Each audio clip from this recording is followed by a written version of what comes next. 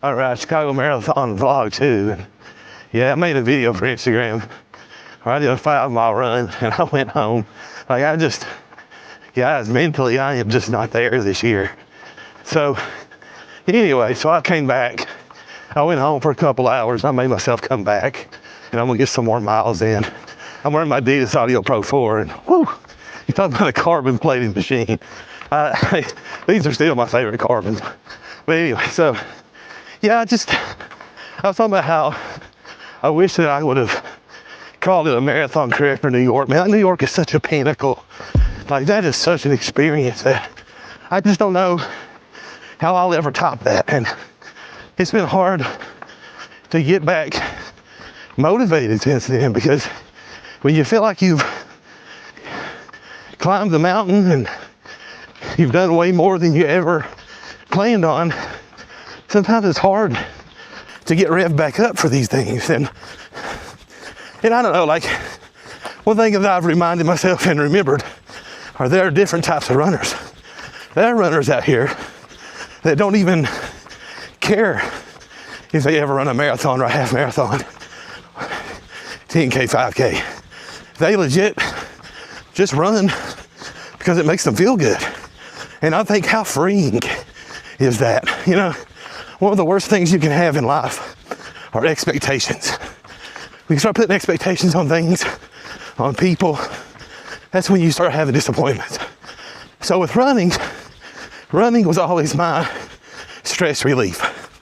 So when I started getting into PRs and wanting to do different world majors and start a YouTube channel, and you start putting expectations now on the running. Now the running isn't just for fun, for exercise, for leisure, for mental health. Now there is a expectation, hence the word, built into the run. So now the running, if you're not careful, can become a stressor, because now you've got these structured, regimented mileage parameters you have to hit. And like today, for whatever reason, I'm just tired. Work is really taking a toll on me, and I'm exhausted before I even start running. And 18 miles is just not gonna happen today. But now I'm stressed out because Chicago's 5 weeks away, and now it has me totally questioning everything. And not to mention this heat, this humidity. Now when I go by the metrics, my VO2 max is higher than last year in Chicago and New York. My weight's up some, but I set a half marathon PR back in March, and I weigh what I weighed when I did that. So I feel like under the right weather conditions, you know, I set a mile PR about a week and a half ago. So on one hand, I think that I'll be okay, but then when I come out here and I keep bonking on 5 out of 7 long runs, it's hard not to be concerned. But another thing I've tried to do this year is I'm trying something different. See, if you get on a treadmill and you just quick start, those things are programmed for like 150-pound runners. So my thought process, all the nutritional guides, all the training guides are kind of designed for the stereotypical, prototypical runner.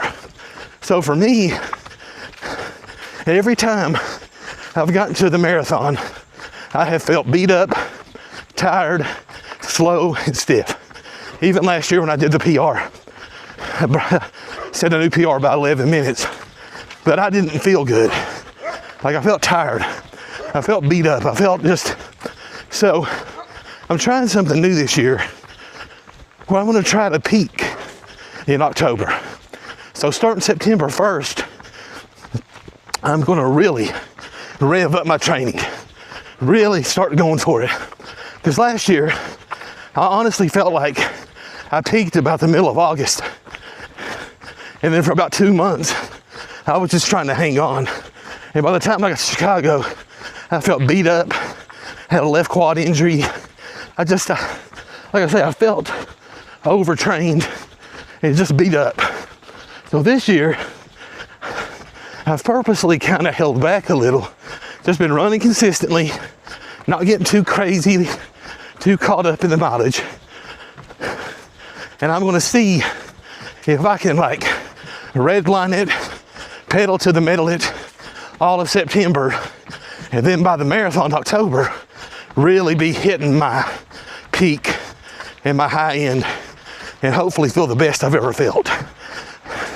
It could blow up my face, and I could end up walking half the marathon. But, you know, how else do you learn unless you experiment? So I want to see how that goes.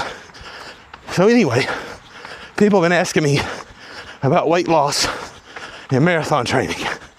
So the thing about that is, and it's a marathon tip I had last year, a lot of people confuse carb loading and overeating.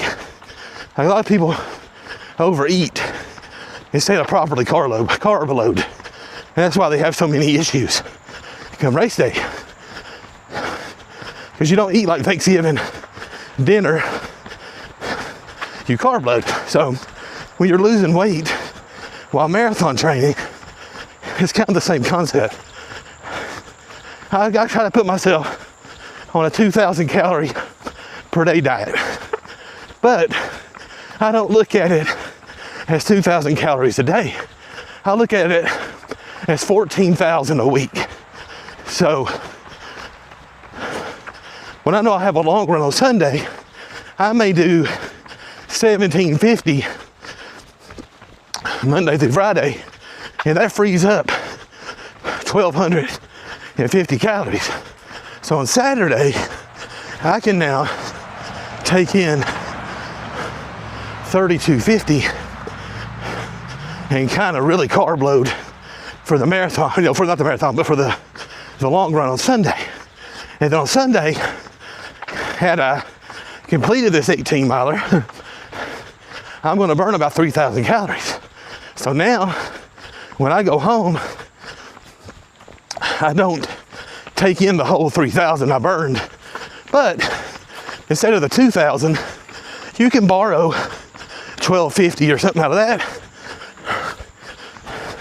and have a nice recovery meal of about 3,000 calories. And then you just start over Monday through Friday, and you will drop weight. And like I say, your performance through the week might be a little iffy, but hey, something has to give. So you have to sacrifice a little. And honestly, when it comes to marathon PRs, in my opinion, you shouldn't be trying to knock like an hour or 2 hours off of your marathon PR. I think you do better, you know, whittling it down a little at a time. You have to accept that you're trying to serve two masters. You're trying to run faster and lose weight, and to balance that, sometimes you have to temper expectations on the PR. So for me, I've knocked 42 minutes off of my marathon time in 7 years. But, you know, I've not had to suffer or completely just starve myself or do anything radical. So that's my idea. By 2029, hopefully I've knocked a whole 90 minutes off my marathon time, which y'all know me, that doesn't matter. But anyway, main thing is, no matter how frustrated I get, I'm in the fight. I'm not going to quit, but it is something to remember that running shouldn't become a source of stress. And if you never want to run a marathon, it's not required to be a runner. You don't have to do a half marathon, 10K, 5K, anything. Just get out here, run to extend your life. Like I say, the greatest personal best is not finish time, it's putting more years on your finish time of life. So anyway, that's the Chicago Marathon vlog 2. I'm about to start really stepping it up, but I am trying to peak at the right time. So sometimes as a heavier runner, I don't think the worst thing in the world is to sometimes go a little less on these long run Sundays, because you want your body to be healthy, fresh, and all those good things, because you can't get to the finish line if you don't get to the starting line. So anyhow, thanks for watching Seeds Man Running. Keep running for mental health.